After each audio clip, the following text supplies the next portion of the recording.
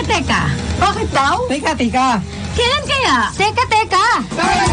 Eto na ang tambalang Mod Ilagan at Senyor Ray Pacheco sa programang Teka. Alas 4:30 na. Balita, komentaryo, trending sa social media, price monitor, traffic at mga bagong balitang siyensya at iba pa. Huwag nang magpaiwan sa Teka. Alas 4:30 na sa DWIC.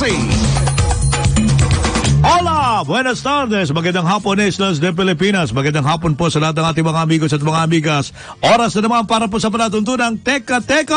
Alas 4:41 na. Ito pa rin po si Senyor Pacheco at Simon Ilagan po, magandang hapon po sa inyo, Senyor. Parang ang high energy mo ngayon, partner. Oo, siyempre, dahil ano na eh. Talaga naman. Kasi ano eh. Oo. Kasi enhanced din eh.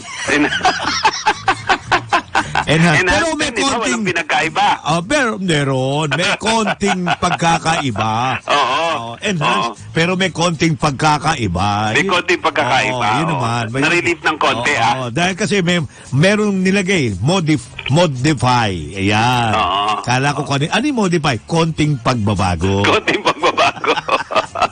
Konting movement, konting galaw. Ayan. Tama, yun ay inumpisahan mo at yan ang ating pag-uusapan ngayon. Ganyan lang tayo para maipaliwanag natin sa ating mga tagapakinig. Di ba? And the same manner, siyempre, mag-update na muna tayo ng mga kaso natin. Ano ba? Tumaas pa. Siyempre, kaano lang from ECQ to GCQ na tayo, starting May 16. Saturday na to, di ba? Oo, tumaas ulit eh. Talaga wala eh. Wala tayong magagawa eh. Wow. Gusto natin hindi tumaas eh. Parang, nadagdagan pa ng 264. Oh my God, bilang. 264 yung cases. Na mga tinamaan. Mahigit na naman ng 200 yan. Kaya sa kabuuan, umabot niya ng umabot ng ilan lahat yan? 11,350. Wow. Ayan, 11,350.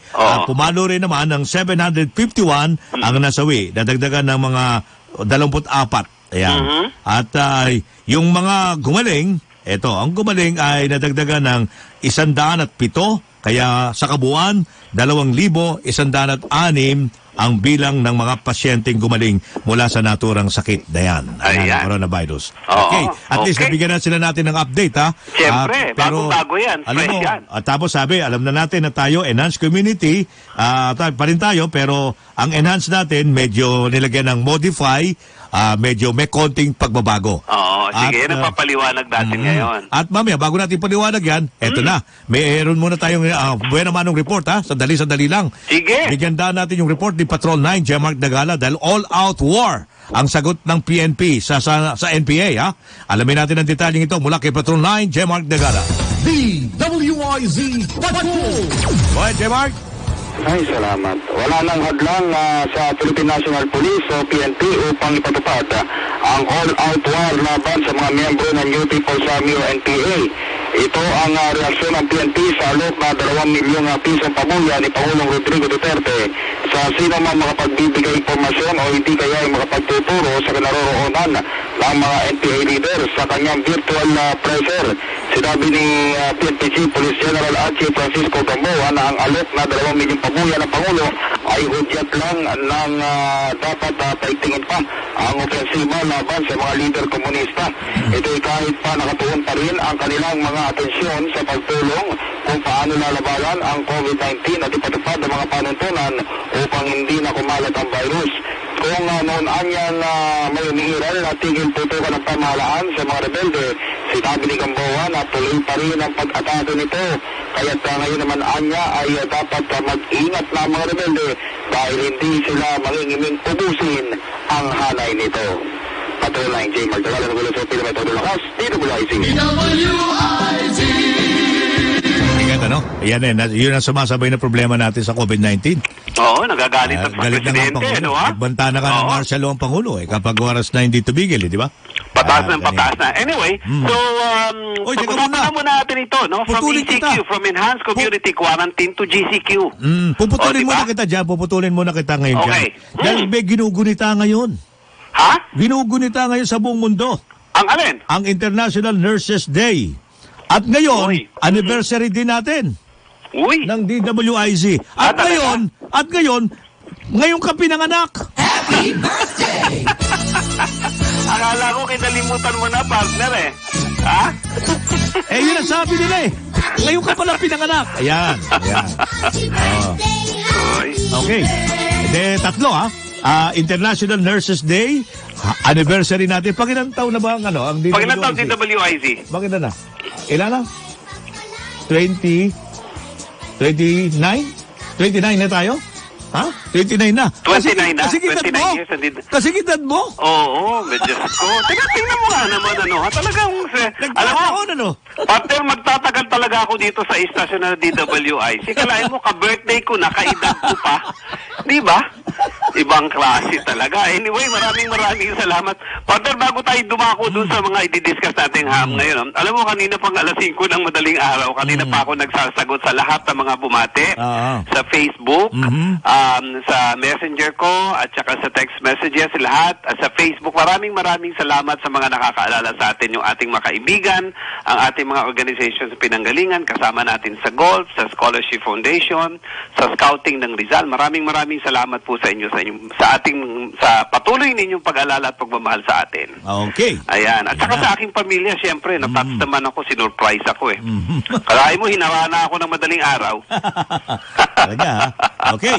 Okay. Ano na, pag-usapan na natin. Pag-usapan natin, no? Paano Pag-usapan itong natin. community natin at saka kaano kaibahan nito doon sa tayo kasi modified enhanced community at against doon hindi laban yung hindi ka pareho ng GCQ. Iyon. Mga mapalad ng Central Luzon, mga taga Bulacan. Yes. Well, natin muna, no? Kasi nagtatanong sila, yung mga hindi pa na nakakaintindi dyan, ano ba yun? Anong pagkakaiba ng ECQ dun sa GCQ, di ba? So, una-una kasi, di ba, under the, sandali lang, tumatawag at bumabati sa atin. Ayan. So, ilagay lang muna natin sa postura, inilagay ng ang tatlong malalaking syudad mula sa ECQ to modified GCQ. Ayan, while giving more power to LGUs. Binibigyan din ng kapangyarihan dito yung LGUs na ideklara yung lockdown sa barangay kung mataas pa yung kanilang COVID cases. Okay. Simula ito, senyor, May 16 hanggang May 31. Okay, so that will be kung May 16, kailan to? Sabado ba? Sabado, di ba? Sabado, May 16. May 16, Sabado up to May na yan. 31. Ito, Sabado na ito. Oo. So, pagdating ng 16, medyo mag-iiba ng konti, makakahinga ng konti yung buhay natin. Anong ibig sabihin under the modified ECQ? Oo. Yun nga, sabi mo nga kanina, unang-una, nakakahinga ka ng kaunti, nakakagalaw ka ng kaunti. Kumbaga sa makina ng kotse, merong langis na. Napalitan ng langis, kaya may andar na, merong movement, senyor. Dahan-dahan lang. Dahan-dahan lang. Pero ano-ano itong areas na ito? National Capital Region, Laguna, at saka ang Cebu City. Ayan, tatlo. Okay. Tatlo yun. Tatlong mga malalaking syudad. So, under the modified ECQ, pinapayagan yung mga manufacturing at processing plants na magbalik trabaho na, senyor. Kaya marami nang masasayahan dito. Ilan lang, hindi lahat. Hindi lahat. 50% lang. Oo. 50% lang ng workforce nila at hindi bigla ito. Limitado lamang ang operasyon, sabi. Yes. Oo. Now, under the GCQ, diba, modified GCQ, maximum and limited transportation for essential goods and services. Ano-ano yan? So, unang-una, number one, doon sa mga industriya na pwedeng mag-operate under the GCQ, healthcare facilities, pharmacies. Ano ba pinag-usapan natin? GCQ na? GCQ, General na? General? Oo. General, okay. General Community Quarantine, kasi ito na yung pinayagan na 50% makakagalaw na ng konti. Kasi under the ECQ dito, pagka hindi essentials, teka muna, hindi kayo pwede. Diba? Pero ito, food manufacturing, okay na rin yan. Supply chain. Pero sa modified natin 50% rin pwede na Yung workforce. Yung workforce. Yung workforce. Ibig sabihin dun sa GCQ. Sa transportasyon sa GCQ, iba. Sa transportation, ganun din naman, pero kailangan meron kang mga dapat na obserbahan, yung distancing. Ayan. Kailangan nakamask ka. Ayan. Yung mga basic protocols. Oo. Diba? Sa halimbawa, for example, sa jeep. Paano ka sa jeep doon? Mario, hindi ka pwedeng siksikan doon. Oo. Diba? So yan, gagawin ito ng guidelines ng Department of Transportation. Dahil talagang maigpit na pinalala ng Pangulo yan, ha? Yes. Yang basic protocol na yan, sapagkat ayaw na niya. Hindi na raw natin makakaya na magkaroon pa ng second o third wave. Maliwanag yan. Yan ang tatandaan natin sa isipan natin. Oo. Okay. Now, ano yung pagkakaiba, senyor, ng ECQ sa modified GCQ? Sa ECQ kasi, walang galaw. No movement regardless of age and health status. Pagka sa edad, di ba? Wala yan. Pag sinabing quarantine talaga, ECQ, walang lalabas. At pag sinabing may curfew yan, hanggang 8 o'clock ng gabi, may curfew na talagang susunod ka. Susunod yan under the ECQ. Kung merong lockdown, susunod ka. Yeah, definitely. Now, minimal economic activity, okay, except utility services and essential goods. Yan ang pagkakaiba. Operations is allowed already 50% pagka GCQ. No transportation activity pagka ECQ, pero pagka GCQ ka na, modified limited transporting services. Kaya ba kayo MRT, LRT, yung mga I think ang jeepney yata hindi pa alam. Wala pa jeepney. Wala pa jeepney. Bus muna. Bus muna. Bus muna, oo. Mga bus muna, okay. Yes, oo.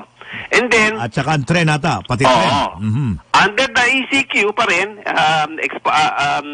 ECQ is, ano tawag na ito?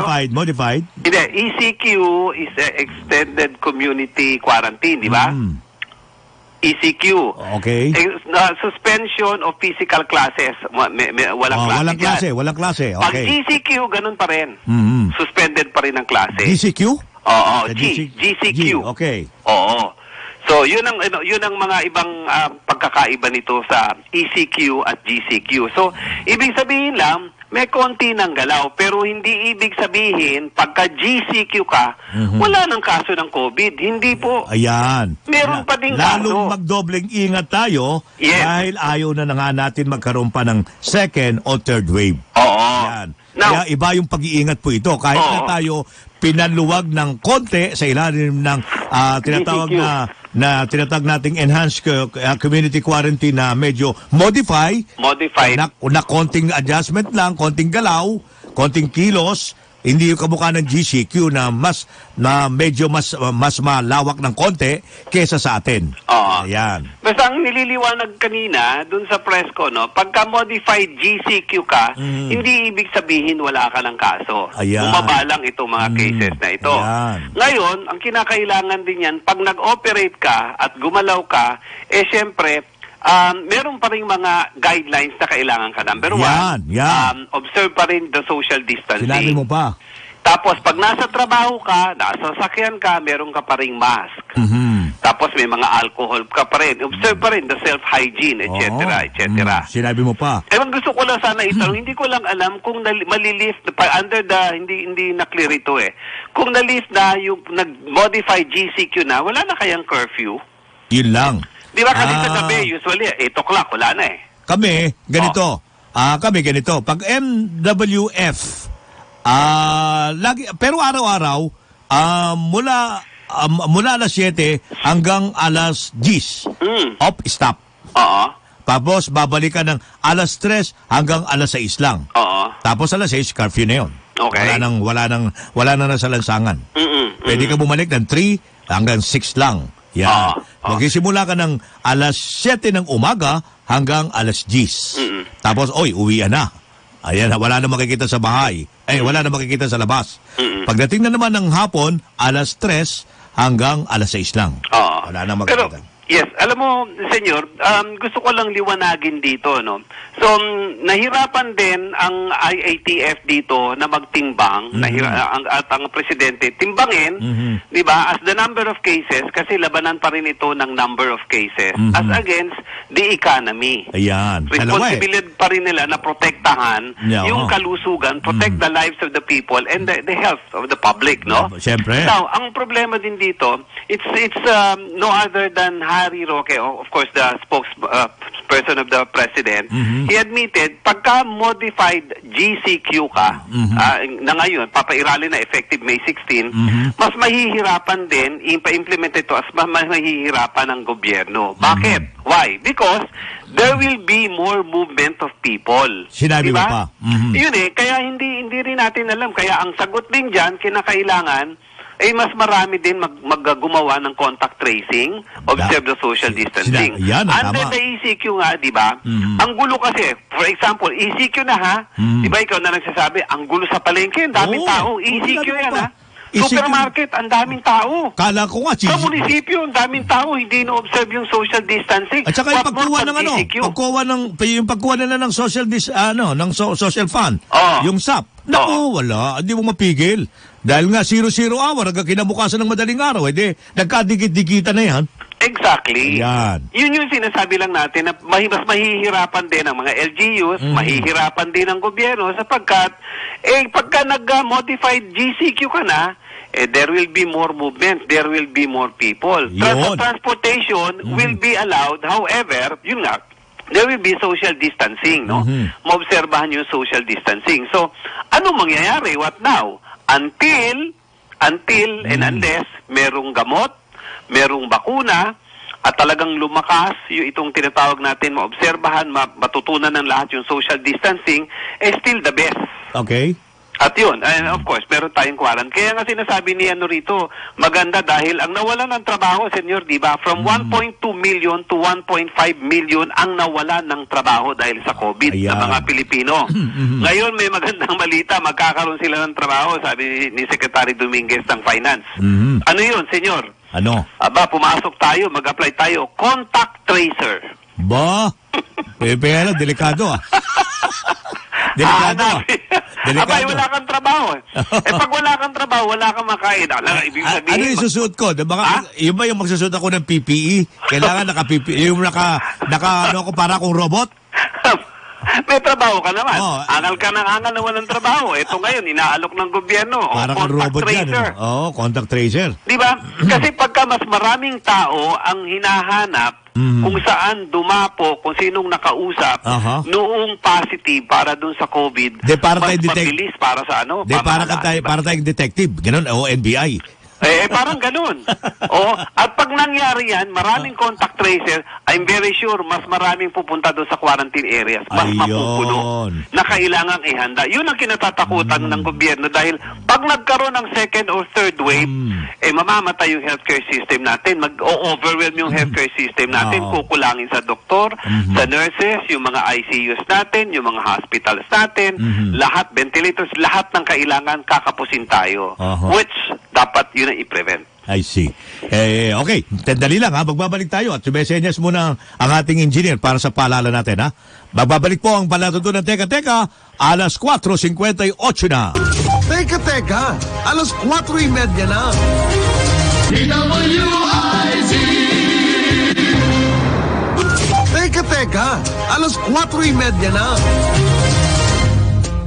Okay, balik tayo dito pa rin sa palatuntunan Teka Teka, alas 5:08 na po. At dito pa rin si Senyor Pacheco. At si Mon Ilagan po, Senyor. Babati muna tayo. Ang dami nakikinig sa atin ngayon Grabe, pwede bang isa-isa na muna natin ito para naman natutuwa sila at nakikinig, napapakinggan nila yung kanilang yung mga sinasabi nila sa atin. Si Tira Santos, sabi niya, TRA. Sabi niya, Simon Ilagan, dati po tayong taga-ABS-CBN. Galing po tayo doon. Magandang hapon po sa inyo. Si Arlene Filio, happy birthday, bumabati sa atin. Thank you, Arlene. Si Delia Velarde, ayan, bumabati din sa atin. At si Danny Basa, dati nating kasama to sa Radio Veritas. Sabi niya, wishing you good health and more blessings. Thank you, paring Danny. Si Mary Ann Palad, na nakikinig po sa atin ngayon, na nagdiriwang din ang kanyang kaarawan. Mary Ann, happy birthday. Ang aking teacher, si Teacher Luby Ocampo, bumati rin sa atin, Senyor. Good afternoon sa iyo, Ma'am Luby. Si Eva Bibar, yan, bumabati rin sa atin. And of course, si Annette Alegre D, Senyor, bumabati sa atin. Si Delia Velarde, ayan, bati din sa atin. At saka si Bakay Suzuki, good afternoon. Si Mimay Plestado. At yung ating kaibigan, nanonood dito, nasa Amerika ngayon, nasa LA, si Dr. Ricky Heron. Ayan. Ayan. Uy, birthday din ngayon sa inyo ni Bisek, ni dating mayor, Quezon City. Si Herbert Bautista, happy birthday. At si Senator Nancy Binay, nagdiriwang din ang kanyang karawan ngayon. Happy birthday po sa inyo. Okay. Ayun, senyor. Okay, wala na. Ha? Wala na. At tingnan natin kung ano na ang sitwasyon natin ng bagyo, di ba? Oo nga, Dahil oo. kasi nakaready ng NDRMC. Panibago na namang gastos dito. Panibago na namang gastos ito. Ha? Noon. Bakit? Aba, Bakit? siyempre, naghahanda na nga. Ayuda para sa mga epekto ng bagyo si Ambo, di ba? Ay mukhang malakas itong bagyo eh. Tingnan natin at Opo. nasa linya na natin ang ating pag-asa at alamin muna natin ang kalagayan ng ating panahon. Mainit, malamig, maulan, maaraw. Teka, ano ba ang weather ngayon? Okay, kasama natin mula sa Pag-asa si Alzar Aurelio. Senyor Aurelio, buenas tardes, magandang hapon. Hello, magandang hapon sa inyong lahat. Narito po ang ating update sa Bagyong Ambo. Mabagal ang pagkilos ng Bagyong Ambo, kaya nanatili pa rin sa karagatan na sa bandang east of Mindanao. Kanina alas 3 ng hapon, kulintong na mataan, ang layo ng sentro ng Bagyong Ambo ay nasa 410 kilometers silangan ng Surigao City, Surigao del Norte. Napanatili ang lakas ng hangin ng bagyong ito na umaabot sa 55 kilometers per hour, samantalang ang pagbugso ng hangin ay umaabot sa 70 kilometers per hour. Sa kasalukuyan po, wala pong nakataas na tropical cyclone warning signal sa limang bahagi ng ating bansa. Sa magiging na panahon, ang Eastern Visayas o sa Eastern Visayas, ganun din sa Mindanao ay inaasahan po na maulap ang kalangitan na may mga kalat-kalat na pag-ulan at thunderstorm. Doon po yan ng trough ng bagyo o extension area ng bagyo. Samantala sa lalabing bahagi ng bansa, kasama Metro Manila, ay magiging maganda ang panahon na ating maranasan. Pero mainit pa rin. Opo, alinsangan pa rin. Asahan pa rin ang alinsangan na panahon, lalo na po sa bandang tanghali at sa hapon. Ayun. Pero may chance pa rin na mabuong isang thunderstorm na magdudulot ng mga isolated na pagulan. Kamusta yung... Balik naman tayo sa Bagyong Ambo. Okay. Ang magiging track ng nito ay ganun pa rin naman tumbukin ang Bicol region. At sa estimate po, sa Huwebes, May 14, maaari po maglandfall ang Bagyong Ambo sa Bicol region. At yun po ang ating latest update. So hindi na makakaraan ng ng Metro Manila. Maaari pong lumapit ang sentro ng bagyo sa Metro Manila. Mga araw ng Sabado daw ata o Biyernes. Simula po Huwebes or Biyernes. Friday ay magiging maulan na po ang panahon dito sa Metro Manila. Ayun. So makakadama tayo ng pagulan ha? Dahil kay Ambo. Opo. Ayan. Okay. Pero hindi naman siya kagano kalakasan na bagyo, no? Malakas po bagyo dahil inaasang lalakas ito bago mag-landfall. Ngayon po, okay. tropical depression, kumbaga sa mahinang bagyo. Pero pag lalapit ito sa kalupaan, sa Bicol region, lumalakas. lalakas ito, magiging tropical storm. Ayun. So kaya pala naghahanda na ngayon ng NDRRMC tungkol dyan, ha? Okay. Maraming salamat, Senyor Aurelio, sa pagbibigay mo sa amin sa kalagayan ng panahon natin. Welcome po, magandang hapon. Magandang hapon. At sumainyo ang ulat panahon. Laging maging handa, anuman ang weather. Okay, yan. Yan ang ating kalagayan ng bagyong Siambo, Mayor. Oo. Pero handa na rin ang NDRRMC at naghahanda na sila ng, naghahanda na nga ng pera eh. Pera na naman. Siyempre, Diyos ko po, oo nga. Pero, talagang ganyan. Dahil kasi, pagpapasok na tayo ng Hunyo, talagang bagyo. Panahon na ng tagbagyo yan. Ayan, Di ba? Ayan. Oo. Kaya kailangan talaga natin ng budget. kaya, ngayon, ito yan ha. Meron akong sinasaalang-alang kasi sinabi kanina ni Presidential Spokesman Harry Roque. No. Merong tinanggal na sa quarantine eh. Okay, enhanced ka o general na quarantine ka nun dati ito yung mga sumusunod na lugar na wala ng quarantine. Ha? Ang sinasabi mo, yung mga 41 provinces? Oo, yung low risk na kung tawagin nila. Yung mga low risk, Oo. yes. Region oo. 1, Oo. Region 4B, Okay. Region 5, Mm-mm. maliban sa Albay at Legazpi City, dahil kasi isasalang pa sa assessment sa May 14, malalaman pa yan. Region 6, 8, 10, 12 at BARMM. Ayan. Okay. Yan ang mga nasa tinuturing na low risk na wala ng quarantine. Nawala ng quarantine. Quarantine. Pag low risk yan, medyo kukunti na lang, no? Kukunti na lang ang panganib. Pero meron pa rin silang mga ano doon. May kaso pa rin. Andun pa rin ang protocol. Oo. Hindi mawawala ang protocol dahil yan ang alerto ni yan ang idiniin ni Undersecretary Berhere na kung maaari yung mga may-ari ng mga business establishment na ngayon ay makakaranas ng general community quarantine o wala ng quarantine, kung maaari, wag niyong kalilimutan pa rin ang health protocols sa mga empleyado ng mga establishmento, gayon din ng mga customers, ha? Baka mga customer makalimot ng pagsusot ng face mask dahil kasi wala ng quarantine, iniisip nila baka magkaroon sila ng overconfident o kumpiyansa. Di ba? Mawala na yung social distancing, kagaya na nakikita natin, na ngayon pa lang, kahit na hindi pa nga nag-general tayo, para tayong nasa general community quarantine, di ba?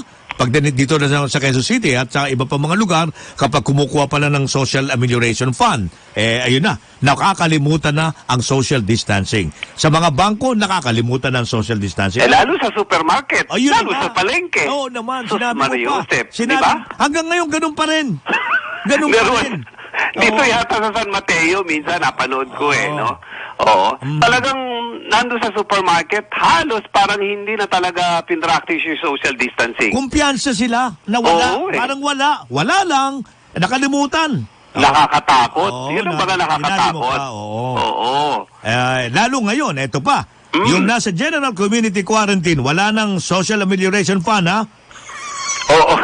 Oo nga, yung sa second trans wala na. Wala na. Yung ang magkakaroon lang, yung meron lang Tayo. mariretain yung ECQ. Kami. Kasama ka doon? Kami. Kasama kami sa ECQ. Ikaw ba nakatanggap ka na lang ng first trans? Hindi pa. Hindi ba? Hindi ka yata qualified eh. Ewan ko. Ayaw ko bigyan eh. Tapos, yung mga nananatili sa ECQ ang mabibigyan lang daw ng ayuda. Yan, malinaw, ha? Sa second trans, ha? Ng SAP. Pero yung mga tinanggal lang na sa SAP ay yung mga nailagay na sa GCQ noong pang Abril. Ayan, ha? Abril. At saka ngayon, yung mailalagay sa GCQ sa May 16. Ayan. Okay. Kasi Bali ano pa rin yun, no? 8,000 pa rin yun sa second trans, no? Oo. Pero hindi pa nga natatapos itong first trans, eh. Tsaka isang maganda announcement dyan, yung 18 million, may additional na 5 million Ayun. na pamilyang madadagdagan. Ayan. Ba, may pera pa ang gobyerno. Meron pa rin. Diba? Baka yun na lang. Baka may pera pa nga, baka hanggang doon na lang. Kaya nga, kailangan na ekonomiya eh. Okay, kailangan naman na. Negative na tayo, di ba? First and second quarter, negative na tayo. Kailangan umandar na yung economy natin. Kailangan mabukas na lang yung ibang mga Ang build, establishments. ang build, naglatag na. Nagsimula na. Ang build, sisimula na nila. Kaya meron na silang sinasagawang kung ano yung mga reglamento para kahit na sila magsisimula na nagsasabrang ng pagsasayos ng kalsada bilang paghahanda ng pagbubukas muli ng ekonomiya yan. Kaya ito yung kanilang pinaghahandaan. Yung construction site, yung mga contractors, yung mga contractors at saka yung mga manggagawa dyan, hindi na pwede mag-uwian sa kanilang bahay. Yan ang isang mga reglamento dyan. Yes. Meron naman nakalatag na rin ng safety protocol sila tulad ng pagkuha pa rin ng temperatura, pagsusot ng face mask, dapat rin obserbahan lagi yung social distancing na yan na hindi lagi nalilimutan pag nandyan na. Oo, tsaka ayun nga, doon sa pagka binalik na yung mga infra, I think hindi naman masyadong apektado yung budget para doon sa mga, kasi kailangan din naman natin ng projects, di ba? Hindi naman lahat ng pondo kailangan mapunta doon sa COVID. Hindi naman nagalaw, hindi Diba? naman ginalaw ang Hindi build. naman nagalaw. Hindi ginalaw ang build, alam ko. Hindi Oo. nagalaw, no? Yun ang Oo. sabi ng presidente. Oo. Kasi kailangan yun para tumakbo rin yung ekonomiya, para may trabaho. Hindi ba? Ayan. Oo, pero kailangan lang yan kung para doon sa kung magpoproyekto ang gobyerno, kailangan rin makakolekta ng buwis. Kung hindi, Ayan. walang panggastos. Kung ang budget mo ngayon this year 4.1 trillion, hindi naman nakokolekta pa lahat yun, kukolektahin pa yun. Ayan. Diba? Ang problema lang dito, medyo negative tayo for the first and second. Kaya kinakailangan bumawi na tayo even the coming third quarter. Third and fourth quarter, sana makabawi tayo para tuloy-tuloy. Kaya wala tayong magagawa, kaya mapipilitan talagang gobyerno dahil lumobo yung bilang ng walang trabaho eh. Di ba? Dahil dito sa COVID pandemic. Mamaya pag-usapan natin yan ha. Magbabalik po sandali ang Teka at magpapaalala po lamang po kami alas 5:20 na. Teka, alas 4:30 na.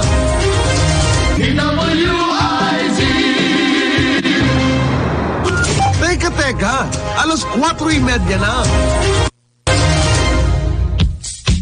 Okay, balik tayo. Dito pa rin sa palatuntunan ng Teka. Alas 5:22 na. Mon, Yeah. alam mo ba kung titingnan natin ito, pinag-aaralan natin kamo itong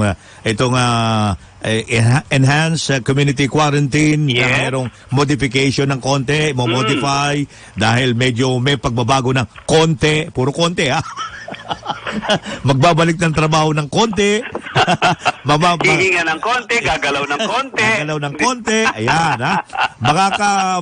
Kahit pa paano, pa-konti-konti. Basta, paunti-unti. Sabi nga natin sa pa-konti-konti na yan, makakarating din tayo sa paroroonan natin. Oo, hindi Kasi, ito masakit na record natin. Di ba sabi ko sa iyo, nadagdagan tayo ng 264 ngayong araw na ito? Ang laki nun, ha? Oo, ang laki Malaki nun. yun, ha? Ang tanong, ilan sa Metro Manila? Ilan? 165. Uy, ang dami. Kaya po paano yan? Kaya yun ang makikita. Joseph. Kaya talaga yung social distancing, talaga yun ang isang nakikita natin na talagang malaking faktor eh. Oo. Faktor sa atin kung bakit nakakalimutan natin lagi. Talagang hindi pa tayo nahihirati doon. Sanay na talaga tayo sa dikitan. But on the other hand, kung 265 dyan, makikita mo rin na gumagalaw yung makinarya, yung pagtitest nila, ibig sabihin, di ba? Kasi ngayon, sinasabi ng Department of Health, kakayanin nila kahit na 8 to 10,000 mass testing, gumagana na rin yan. Ayun. Mas maraming tao ang naaabot ng mass testing natin. Nalalaman ngayon kung sino positive. Diba? Tama naman yun. At, kasi, syempre, tayo habang tayo ay lumolobo yung mga bilang ng mga nawawalan ng trabaho, siguro naman ngayon mababawasan ng konti yan dahil eto, uunti-untiin natin. Okay? Para ma-overcome yung issue na yan, yung problemang yan. Na habang naman tayo bumabalik sa trabaho, nandun pa rin yung pag-iingat natin. Nandun pa rin yung ating pag-iral ng tinatawag na healthcare na tinatawag. Pag-iingat natin, yung protocol natin sa kalusugan. Huwag kalilimutan, nasa new normal. Bagong normal. Papasok na tayo ng new normal. Bagong normal. Kaya wag natin kalilimutan, sanayin na natin ang ating sarili na mag-face mask at lagi yung social distancing. Yung face mask kasi, dahil nakakaikot ako, talaga naman nakakakita ako, lahat naka-face mask na. Talaga lang ang mahirap natin sundin sa mga Pilipino, ang nakikita ko ay karamihan ang social distancing talagang problema natin. Oo, minsan nakakalimutan talaga. Hindi minsan kung hindi kadalasan. Lalo yung enthusiasm ng tao, hindi ba? Lalo na, Oy! Mon! Kumusta ka na? Lagi na nagkita Yun ang magiging part ng new normal talaga Diba? Ilalagay mo talaga sa utak mo, magsishake hands ka ba? Yayakap ka ba? Hahalik ka ba? Hindi ako. Palagay ko, yun ang maaalis sa new normal sa atin Tayo mga Pinoy Siniko ko lang. Yayakap na. Siko. Di ba siko lang na dapat gamitin? Huwag kamay. Kaya nagsasanay na ako. Lagi ako nakasiko So wala. O kaya, paano lang, pambate? Pwede rin. Diba? Pero di ba pare, kamusta ka na? Diba? Hindi tayo sanay Yung iba ngayon, sanay ng talaga social distancing. Alam mo, nakikita ko iba? Yung style na Duterte, yung Duterte arm na yun, yung yung kanyang pag-oras na yung symbol niya, yung gumagano na, stretch yung kamay niya na nakatikom. Fist bump. Parang fist bump. Yun na lang. At least, ang layo niyan. Mas malayo yan kaysa sa Siko. Kasi Siko, nabawasan pa eh. Yan, mas maganda yan. Diretso. Yan ang mga karamihan na nakikita mo, gumagawa ng ganyan. Yan. Oo. Sana. Pero, alam mo, nababanggit mo yan. Talagang definitely, aaminin na natin. Even in the workplace, magbabago talaga lahat ngayon. Oo. So, kailangan talaga obserbahan natin isa-isa yung mga sinasabi. Ang sinasabi lang naman ng gobyerno is, sundin nyo lang naman ang mga pakiusap. Huwag lang matigas ang ulo. Di ba? Ang mahirap kasi dito, pag dumami yan, nagkaroon ng second and third wave yan, baka mahirap yung ating healthcare system, mas magiging problema para sa ating lahat. Okay. Kaya, ang Estados Unidos, nananatili pa rin na pinakamaraming bilang. Matigas ba ulo ng mga Amerikano? Ha? Matigas kaya ulo ng mga Amerikano? Actually, nung una, di ba, parang nagbaliwala. Wala yan. Ayun, ano? Oo, Ayun. Pagdating ng Abril, pagdating ng summer yan, pag-init yan, wala yan, etc. Ayun. Kaya, parang the word is complacent, naging complacent lang. Ayan. Di ba? Ngayon, magtatag-init sila. Paano ngayon yan? Hindi mo maiiwasan nakahubad lahat yan. Di ba ganyan sa Amerika, sa New York? Talo na sa tubig yan. Baka yan, baka ba, ano mo na, marami na bubuwang pag-oras dyan sa New York, lalo, pag-oras ng tag-init, nakikita ko, nagsisigawan pa yan eh. Di ba? Pag hindi nila matis yung init, nagubad sa gitna ng kalye. Yan ang inaalala natin. Ngayon, painit naman sila ngayon. Yes. Sana naman, tingnan nga natin, gaano kaya katotoo na talagang nakakatulong ang init para mabawasan ang COVID-19? Totoo kaya yun? Ewan ko, parang wala pa ako nababasang direct study na nakakatulong yun. Pagka mainit, nakakatulong. Mamamatay ka agad ang COVID. Ang virus. Ang virus. Pero pagka malabig ang lugar, parang mas mabilis silang mga anak, mas mabilis kumapit eh. Parang yun ang kinatatakutan ngayon sa Europe. Dahil pagka nagtaglamig na sila, ayan na.